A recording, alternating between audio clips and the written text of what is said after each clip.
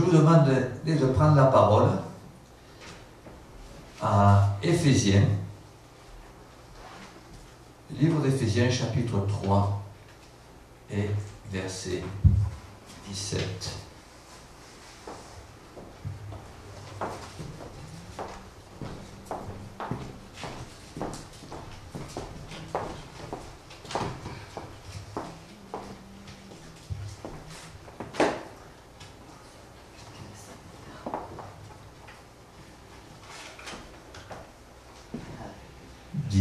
Et on ira jusqu'à 18, je crois.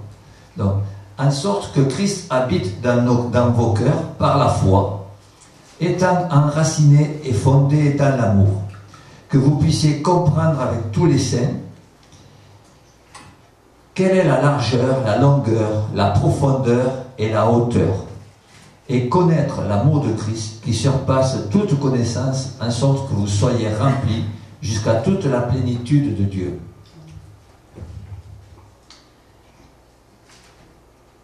Frères et sœurs, il y a un autre verset qui est très connu, qui est un résumé de l'évangile, du message de Dieu aux hommes, qui est Jean 3,16, et qui dit que Dieu a tant aimé le monde qu'il a donné son Fils afin que quiconque croit en lui ne se perde pas, mais qu'il ait la vie éternelle. Et là, je veux vous parler en quelques mots de l'amour de Dieu. Il a tant aimé le monde qu'il n'y a pas de mots pour mesurer l'amour de Dieu. On dit tant, c'est indéfini. Par contre, là, dans le passage d'Éphésiens, on nous parle de l'amour qui est aussi large, aussi haut, aussi profond. Mais l'enfant de Dieu, il peut le connaître. Et tout à l'heure, dans un autre passage, on lisait que rien ne pourra nous séparer. C'est dans Romains 8, 38. Exactement, ouais. Romains 8, 38. Rien ne pourra nous séparer de l'amour de Dieu. Alors l'amour de Dieu, c'est quoi? L'amour de Dieu, déjà, quand on parle d'amour, humainement parlant, parce que tout ce que l'on peut vivre, il faut savoir qu'on peut faire un parallèle, et ça nous donne des leçons sur les choses spirituelles que l'on ne comprend pas, ou qui sont enseignées dans la parole. Mais même dans ce qui est enseigné, on n'arrive pas à tout comprendre. Donc, l'amour de Dieu, eh bien, on le comprend par son expression au point maximum. Et qu'est-ce que c'est l'expression au point extrême de l'amour? Quelle est l'expression au point le plus extrême de l'amour? Dites-moi, mes amis, dites-moi, qu'est-ce que c'est? C'est donner sa vie pour celui qu'on aime. Ça, c'est pas sorcier, c'est clair. Mais Jésus, ou le Père qui a donné son Fils, il va encore plus loin. Il va donner sa vie pour ceux que, à la base, ils sont ennemis de lui. Mais Dieu est tellement amour que même ses ennemis, il les aime. Et il va donner sa vie pour lui. Vous voyez? Et encore, alors, parfois, dans certaines religions, ils ne croient pas que Jésus est Dieu.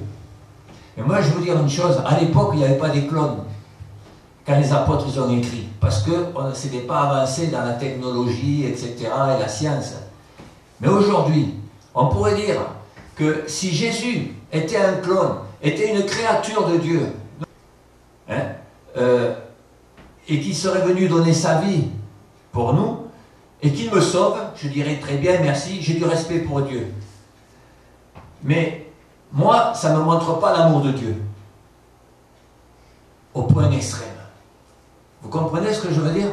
Mais parce que c'est Dieu, parce que Jésus est Dieu, alors là, oui, je vois l'amour de Dieu à une dimension qui est immesurable.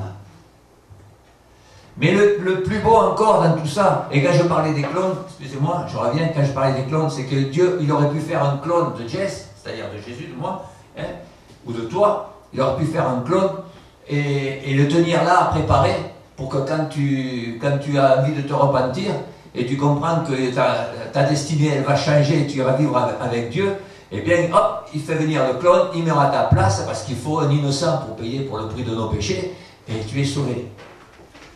Mais c'est pas ça non plus. Il a donné son Fils. Et après, on va voir dans beaucoup d'autres passages comment Dieu nous aime. C'est pas seulement donner sa vie, c'est qu'en plus, il va prendre soin de ses enfants. Dans Hébreu, on va voir dans Hébreu que, bon, je sais pas, comme je ne veux pas le faire trop long, je ne vais pas donner tous les versets, mais on va voir qu'il nous discipline comme à ses enfants.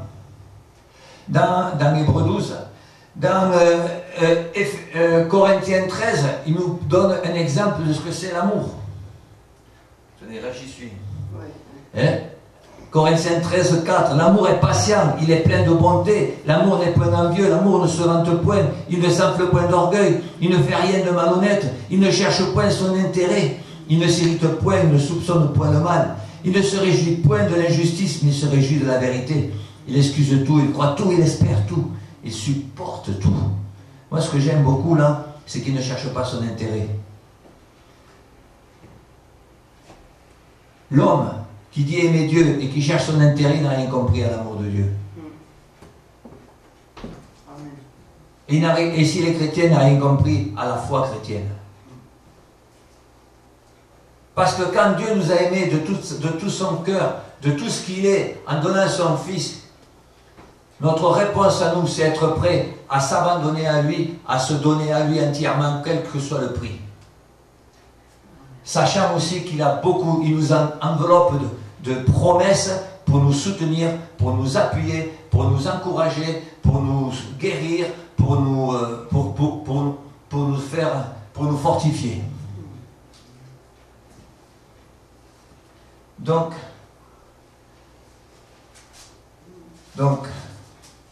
retenons que l'amour de Dieu, il a été exprimé sur cette terre par la personne de Jésus.